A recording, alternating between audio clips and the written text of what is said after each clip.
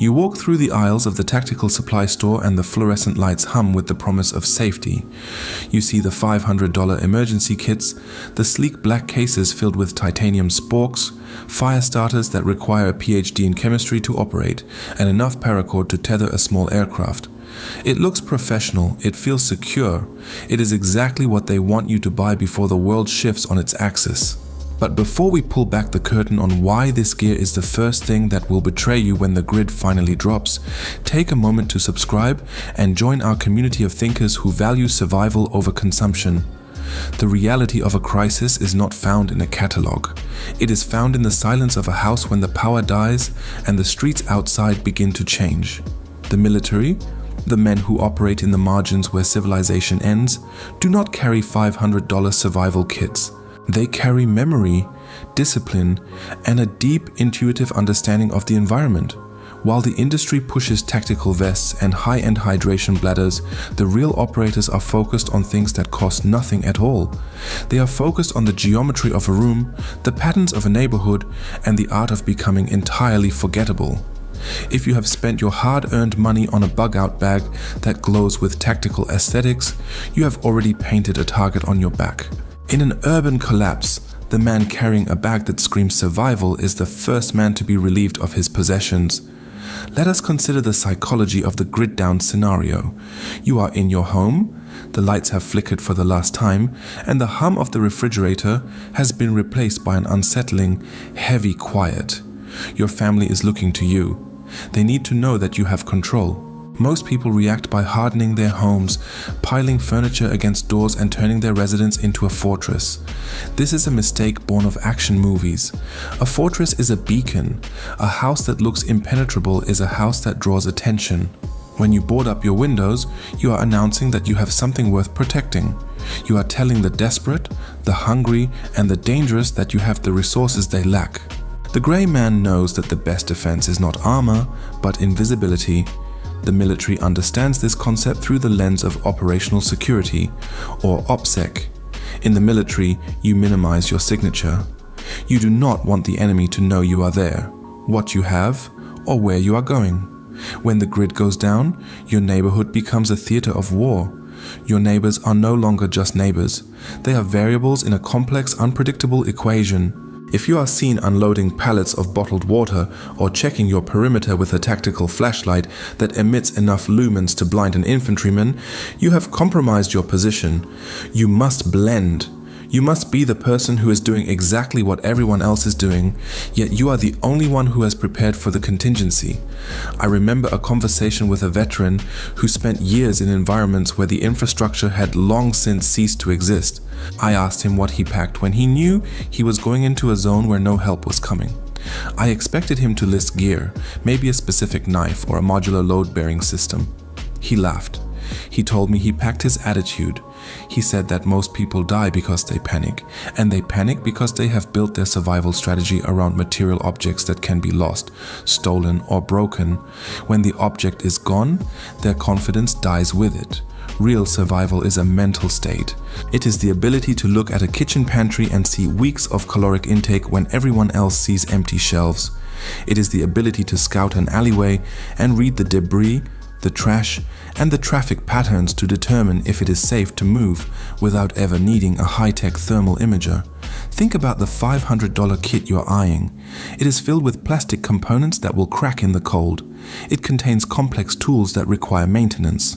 It relies on the assumption that you will be able to sit down, open your bag, and meticulously assemble a solution to your problem. In the first 72 hours of a true SHTF event, you will not have time to assemble anything. You will be moving, or you will be hiding, or you will be de-escalating a confrontation. You won't be using a fire-starting ferrocerium rod while your children are crying in the dark. You will be using your wits to keep the noise down, the light hidden, and the doors locked in a way that doesn't scream combat. The military issues something far more valuable than a kit. They issue a doctrine of situational awareness. This is the art of noting every exit in a building before you take a seat. It is the habit of knowing where the potential threats are in a room before you even say hello. Most people live their lives in a state of soft focus. They drink their coffee, walk to their cars, and scroll through their phones, completely oblivious to the rhythm of their surroundings. When the grid goes down, this lack of focus becomes a death sentence. The person who knows that a specific neighbor is prone to aggression or that the local grocery store has a compromised back entrance is the person who will survive. This information costs nothing. It is earned through observation. We need to debunk the myth of the tactical prepper. The tactical prepper is a product of marketing. They believe that if they buy the right brand of boots, the right plate carrier, and the right camo pattern, they are prepared for the end of the world. But survival in an urban environment is not about camouflage in the traditional sense. You cannot wear multicam in a suburb without looking like an intruder or a militia member, both of which make you a target. Proper grey man strategy is about being the most boring person in the room. It is about wearing clothes that blend into the average demographic of your city. It is about driving a car that doesn't stand out. It is about keeping your home looking like every other house on the block. The goal is to be invisible to the eyes of those who are looking for an easy mark. Let us discuss the 72-hour window. This is the period of maximum chaos, where the illusion of order fractures and the true nature of the city emerges. During these 72 hours, the grocery stores will be emptied, the gas stations will be barricaded, and the police will be overwhelmed. If you are rushing to the store with your tactical bag, you are already too late. If you are standing in line for supplies, you have become a part of the herd, and the herd is going to be the first to suffer. The military understands that the initial response to a crisis is not to engage, but to isolate. You secure your immediate perimeter, you stay inside, and you stay quiet. You do not broadcast your presence. You conserve your energy. You prepare for the long tail of the disaster, not the immediate panic. The military also understands the value of redundancy. A $500 kit is a single point of failure. If you lose that bag, you lose everything. A real plan involves layers. You have your home supply, you have your vehicle supply, and you have your person-carried supply. These are not elaborate kits. They are basic, essential items distributed across your environment. You do not need a fancy tactical bag to carry water. You need a way to filter what is already there. You do not need a $300 knife to open a package. You need a tool that is sturdy, reliable, and sharp enough to handle the mundane tasks that keep a household functioning. There is a psychological trap that many preppers fall into, which is the desire to be a hero. They imagine themselves taking on looters or protecting their street with a rifle. This is a dangerous fantasy. The military knows that combat is the outcome of a failure in judgment. If you are in a fight, you have already lost your primary objective, which is to keep your family safe and secure. The goal is to avoid the fight entirely. This requires a level of emotional discipline that the tactical industry does not sell. You have to be willing to swallow your pride. You have to be willing to walk away from a confrontation. You have to be willing to hide your light even when you want to show strength. Consider the layout of your home. If you were to walk through your front door as an outsider looking for resources, what would you see? Would you see a house that looks like a fortress with heavy locks and reinforced doors that suggest there is something precious inside? Or would you see a house that looks like a normal, everyday residence, unremarkable and unattractive to anyone looking for a quick score? The grey man philosophy dictates that you should strive for the latter. You want to be the house that people walk past, not the house they stop at. This is not cowardice, it is intelligence. It is the realization that your primary responsibility is the safety of your family, not the validation of your tactical ego. The industry loves to sell you gear because gear is tangible. You can hold it, weigh it, and display it. It makes you feel like you are doing something productive. But doing something productive and doing something effective are two different things. Effective preparation is boring. It is about rotating your food storage. It is about checking the seals on your doors. It is about teaching your children to be silent when the world outside is noisy. It is about building relationships with your neighbors so that you have a network of people you can trust, even if you never tell them the true extent of your supplies. This is the social glue that actually saves lives. What about the water supply? Most preppers buy expensive purification systems that are prone to mechanical failure. The military knows that water is heavy and difficult to transport. They focus on identifying sources and using simple, gravity-fed filtration or boiling You do not need a filtration straw that costs $100. You need the knowledge of how to purify water with basic materials that you can find in any hardware store. If you put your faith in a gadget, you're waiting for a gadget to fail. If you put your faith in a process, you're in control of your own destiny. Let us dig deeper into the concept of OpSec. It is not just about what you do, it is about what you say. In a grid-down scenario, your words are as dangerous as your actions. If you talk about your preparations, you lose your security. You have to be careful about who knows what you have. This is why the grey man avoids the survivalist forums and the social media bragging. He keeps his head down.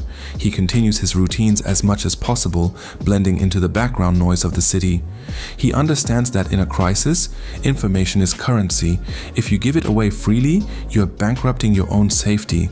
There is a rhythm to urban life, a heartbeat of activity that you probably don't notice until it is gone. There are times when the streets are busy and times when they are empty. There are patterns to the way people move through your neighborhood. If you pay attention, you can predict the behavior of the masses. The military uses this to move through denied territory. You can use it to keep your family safe during the first 72 hours of a crisis.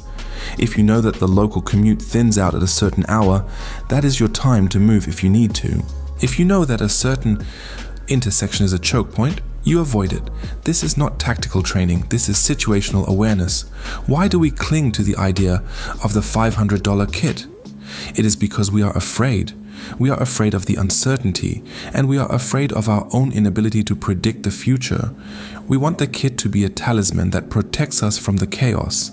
We want to believe that if we just spend enough money, we can buy our way out of a SHTF situation. But the truth is that money cannot buy the mental fortitude required to handle the reality of a collapse. It cannot buy the calm that comes from knowing you are prepared, not because you have a bag of gear, but because you have a clear, logical plan for every eventuality. Think about the last time you were truly lost. Maybe it was a hike, or maybe you were in a new city. You felt the panic rise in your chest, the biological urge to start moving, to do something, anything, to fix the situation. That is exactly what happens in a grid-down scenario. You have to learn to suppress that urge. You have to learn to stop, assess, and act only when you are certain. The military calls this the OODA loop. Observe, orient, decide, act. It is a simple cycle, but it is the hardest thing to master when your heart is pounding and your adrenaline is surging. The $500 kit does not help you with this. Only deliberate, purposeful practice does. If you are a head of a family, your responsibility is not to be a soldier of fortune. It is to be a steward of your family's safety. You are the one who has to maintain the order in the house when the world is in chaos. You have to be the anchor. If you are distracted by your gear, you are not being an anchor, you are being a liability. Your family needs you to be present, to be aware, and to be calm. They do not need you to be dressed in tactical gear, clutching a rifle, and waiting for an enemy that may not even exist. They need you to be the person who understands how to turn a bad situation into a manageable one through patience and foresight. Let us look at the concept of the grey man in more detail. Being a grey man is not about being invisible in a literal sense. It is about being unmemorable. If someone looks at you, they should see nothing that stands out. No tactical patches, no oversized bags, no aggressive posture. You want to be the person who is forgotten as soon as they walk past. This is a skill that takes time to develop. You have to watch yourself in the mirror. You have to observe how others move and dress. You have to strip away the affectations that make you look like a target. This is the hardest part of survival because it requires you to give up the ego that wants to be seen as a warrior. The military issues equipment, yes, but they also issue an identity. When you put on the uniform, you are part of a unit. You have a role to play. In the urban grid-down scenario, your unit is your family. You need to assign roles to everyone, even the children. Everyone should know their part in the plan. Everyone should know what to do if the power goes out, if the water stops, if the communication lines are cut. This is not about being a drill sergeant. It is about being a team. A family that acts as a cohesive unit is far more dangerous and far more likely to survive than a single individual with a $500 bag of gear. You might be wondering, if gear isn't the answer, what should you actually put your money into? Put your money into your home. Improve your home security in ways that are invisible. Better locks, reinforced door frames, window film that prevents glass from shattering. Put your money into your communication plan. Put your money into your health so that you are capable and strong. Put your money into your education. Learn how to fix things. Learn how to maintain your systems. Learn how to perform basic first aid. These are the investments that pay dividends when the grid goes down. A titanium spork will never save your life, but knowing how to treat a wound or fix a leak in your roof will. The reality of the SHTF situation is that it will be dirty, it will be uncomfortable, and it will be deeply personal. It will not be a series of epic battles. It will be a series of small, grinding challenges that test your resolve every single day. The people who survive are not the ones with the most gear. They are the ones who can endure the discomfort, who can maintain their composure under pressure, and who can adapt to the changing landscape without losing their focus. They are the ones who understand that, in the end, it is not the gear that survives, but the person who wielded it with intelligence and intent. Consider the role of the civilian in a crisis. You are not a soldier, and you should not act like one. You are a member of a community, and your survival is tied to your ability to navigate that community. If you isolate yourself, you are vulnerable. If you become a part of the problem, you are a target. You have to find the middle ground. You have to be a protector without being an aggressor. You have to be a provider without being a target. This balance is where true security lies. It is a delicate act, and it requires a level of maturity that the tactical industry ignores because maturity doesn't sell kits. I want you to imagine the first night of a blackout.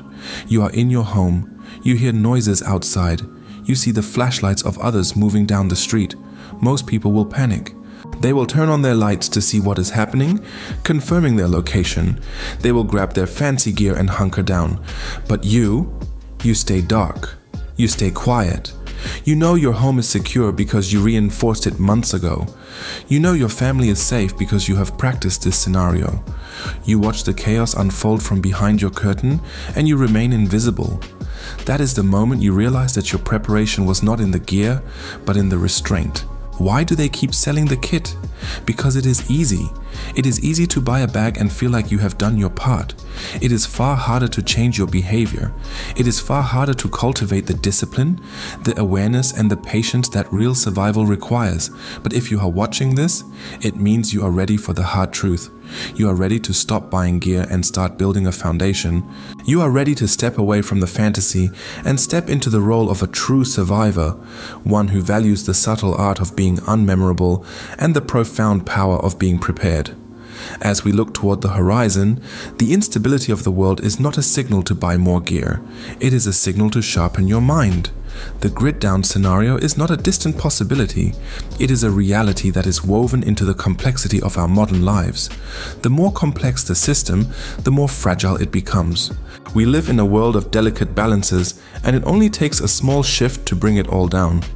When that happens, the people who have been preparing their minds will be the ones who rise, not the ones who are clutching their tactical sporks. The mystery of survival is that it is not a destination, it is a process. It is a constant, evolving refinement of your skills and your mindset. It is the ability to look at the world as it is, not as you wish it to be.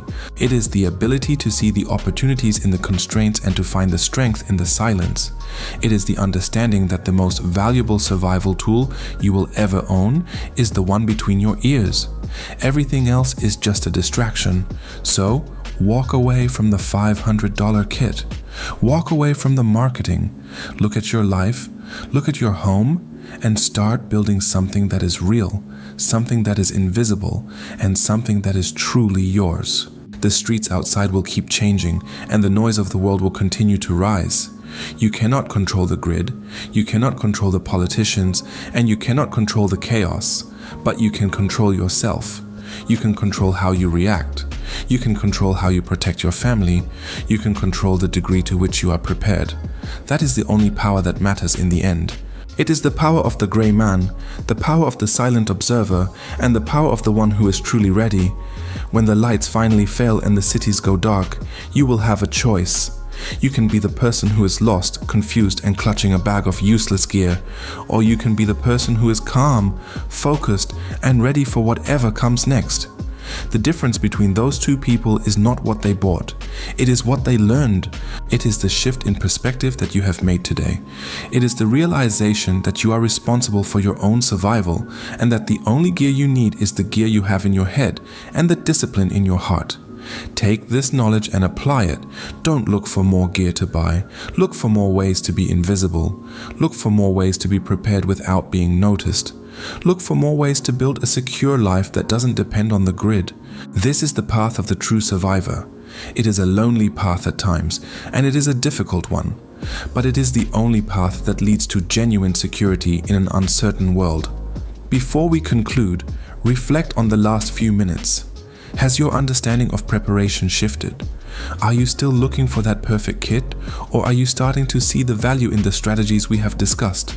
If you have found value in this, ensure you are part of our community. Share this journey with those who need to hear the truth about survival. We are building something different here, something that values substance over style and intelligence over consumption. Join us and let us continue to prepare for the reality that lies ahead. The silence is coming, the grid will drop, the world will change. And when it does, will you be a gear-laden target or will you be the shadow that nobody sees? The choice is yours, and the time to make it is now, before the lights go out for the last time. Be invisible, be prepared, be the one who survives when the rest of the world is grasping for answers they will never find in a box of tactical supplies. This is your life, your family, and your responsibility. Treat it with the seriousness it deserves and leave the toys to those who aren't ready for the truth. Stay quiet. Stay vigilant, stay gray. The world will be watching and you will be ready. You have the knowledge now, and that is the only thing that cannot be taken from you. It is the one thing that will carry you through the dark, and it is the one thing that will define your future when the rest of the world is left in ruins. Do not waste it. Do not forget it. Build your life on the foundation of reality, and you will never need a $500 kit to tell you who you are or what you are capable of. You are the survival strategy, you are the plan, and you are the one who will survive. The end of the story is not written by the gear manufacturers. It is written by you, day by day, choice by choice. Every time you choose to observe instead of consume, every time you choose to be silent instead of loud, you are building the capacity to survive. Keep building, keep refining, keep watching. The truth is out there, and now that you have begun to see it, you cannot unsee it. The world is waiting, and you are finally ready to meet it on your own terms. This is the end of the beginning. Now, go and do the work. The real work. The work that matters. The work that makes you untouchable in a world that is spinning out of control.